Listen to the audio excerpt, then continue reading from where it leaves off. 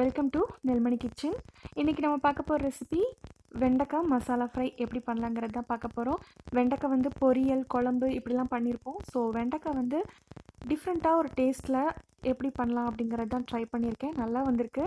So அதான் உங்கள் கூட நான் ஷேர் பண்ணிக்கிறேன். வாங்க பார்க்கலாம். வெண்டைக்காய் பார்த்தீங்கன்னா 1/4 கிலோ போல் எடுத்திருக்கேன். ரொம்ப பிஞ்சாக பார்த்து எடுத்திருக்கேன். இதில் வந்து முழுசாக அப்படியே எடுத்திருக்கேன். சென்டரில் மட்டும் 2 பக்கமும் கீரல் போட்டிருக்கேன். இந்த மாதிரி இதை எல்லாத்தையுமே இப்படி செஞ்சு வச்சுக்கலாம்.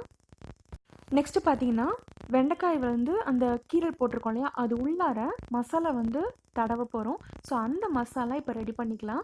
1/2 டீஸ்பூன் மிளகாத்தூள்,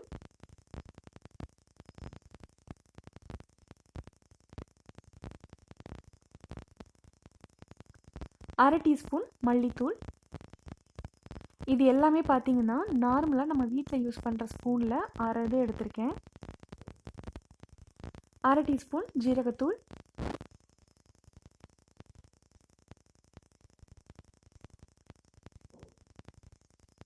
1/2 டீஸ்பூன் சாட் மசாலா,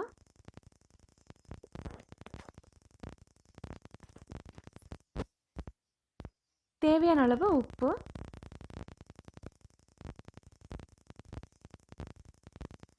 ரெண்டு டீஸ்பூன் தயிர் சேர்த்துருக்கேன்.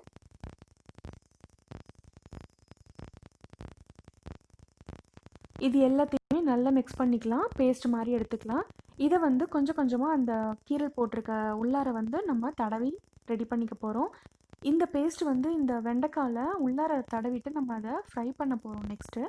ஸோ அது பண்ணுறதுனால அந்த வெண்டைக்காய் வந்து அந்த பிசுப்பாக இருக்கும் இல்லையா, அது இருக்காது. நல்லா வந்து மசாலாவோட மிக்ஸ் ஆகி சாப்பிட்றதுக்கு நல்லாயிருக்கும்.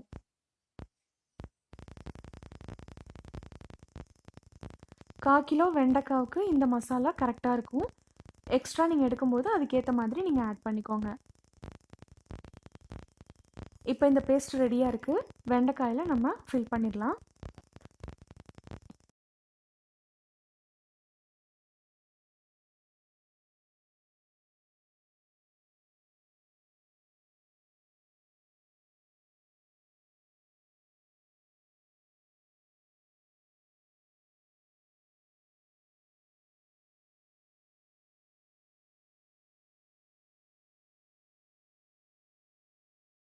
இப்போது கீரல் போட்டிருக்க இந்த வெண்டைக்காயில் மசாலா வந்து தடவிக்கலாம். மசாலா வந்து நிறையா வந்து உள்ளார ஃபில் பண்ணணும் அப்படின்னு இல்லை, லைட்டாக வந்து உள்ளார ஸ்ப்ரெட் ஆகிற மாதிரி நம்ம தடவி விட்டால் போதும். நம்ம அதை ஃப்ரை பண்ண போகிறோம் நெக்ஸ்ட்டு. ஸோ இந்த வெண்டைக்காய் வந்து நம்ம சாப்பிடும்போது இந்த ஃப்ளேவர் அதோட சேர்த்து சாப்பிட்றப்போ ரொம்ப டேஸ்ட்டாக இருக்கும். ஸோ அதுக்காக தான் இது வந்து நம்ம ஃபில் பண்ணுறோம். ஓரளவுக்கு நீங்கள் உள்ளார ஃபில் பண்ணால் போதும். இதே மாதிரி எல்லாத்தையுமே செஞ்சு வச்சுக்கலாம்.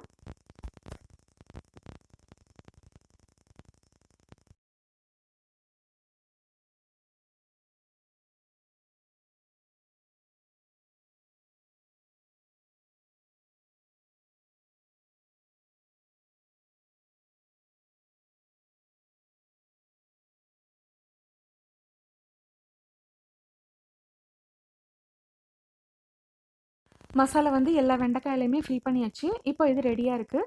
இதை ஒன் சைடு வச்சிடலாம். இப்போ இதுக்கு மசாலா ரெடி பண்ணிக்கலாம். இப்போது மசாலா ரெடி பண்ணிக்கலாம். மசாலாவுக்கு வந்து ஃபஸ்ட்டு ஒரு வரமிளகாய் எடுத்திருக்கேன். நெக்ஸ்ட்டு பார்த்திங்கன்னா சின்ன வெங்காயம் ஒரு 10 உரித்து எடுத்திருக்கேன். அதையும் சேர்த்துக்கலாம். தேங்காய் வந்து ஒரு 3 சில்லு வர மாதிரி எடுத்திருக்கேன்.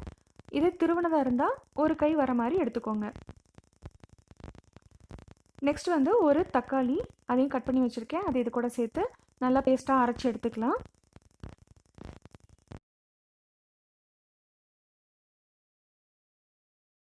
பேஸ்ட்டு ரெடி ஆயிடுச்சு.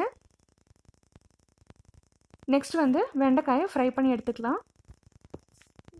பேன் வச்சுருக்கேன். கொஞ்சமாக எண்ணெய் ஊற்றிக்கலாம்.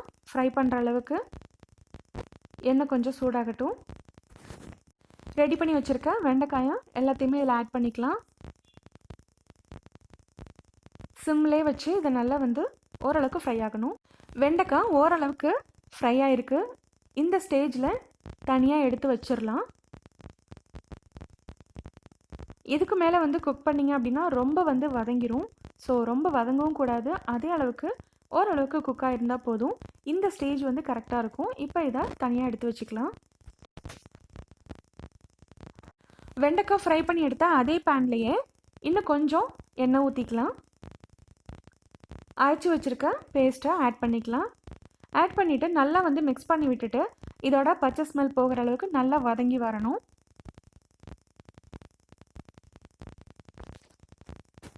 மசாலா நல்லா வந்து வதங்கி வந்திருக்கு. இதில் பார்த்தீங்கன்னா கொஞ்சம் தண்ணி சேர்த்து கூட நீங்கள் கொதிக்க விட்டிங்கன்னா நல்லா வந்து கொதித்து ஒரு கிரேவி மாதிரி நல்லா வந்துடும். இந்த டைமில் நீங்கள் டேஸ்ட்டு பார்த்துட்டு உப்பு சேர்த்துக்கோங்க. இப்போது ஃப்ரை பண்ணியிருக்க வெண்டைக்காயை ஆட் பண்ணிக்கலாம். ஆட் பண்ணிவிட்டு ரொம்ப நேரம் குக் பண்ண வேண்டாம், எல்லாமே ஆல்ரெடி குக் ஆகிடுச்சு. லைட்டாக வந்து நல்லா பரட்டி விட்டு இந்த மசாலா வந்து வெண்டைக்காயில் நல்லா வந்து சேரணும். அந்தளவுக்கு நீங்கள் வதக்கி விட்டால் போதும்.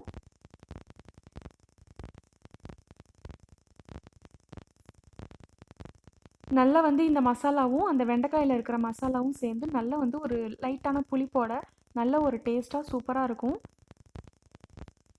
ரொம்ப நல்லா வந்திருக்கு. அவ்வளோதான், ரெடி ஆகிடுச்சு. இப்போ இதை பவுலுக்கு மாற்றிக்கலாம்.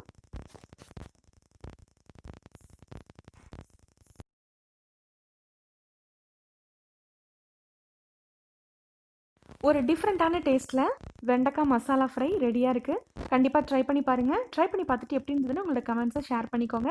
இந்த ரெசிபி உங்களுக்கு பிடிச்சிருந்தா லைக் பண்ணுங்கள், ஷேர் பண்ணுங்கள். மறக்காமல் நெல்மணி கிச்சன் சேனலை சப்ஸ்கிரைப் பண்ணிக்கோங்க. நான் போடுற வீடியோஸ் உங்களுக்கு நோட்டிஃபிகேஷனாக வரும். இதே மாதிரி டிஃப்ரெண்ட்டான வீடியோஸோட நெக்ஸ்ட் வீடியோவில் பார்க்கலாம். பாய்.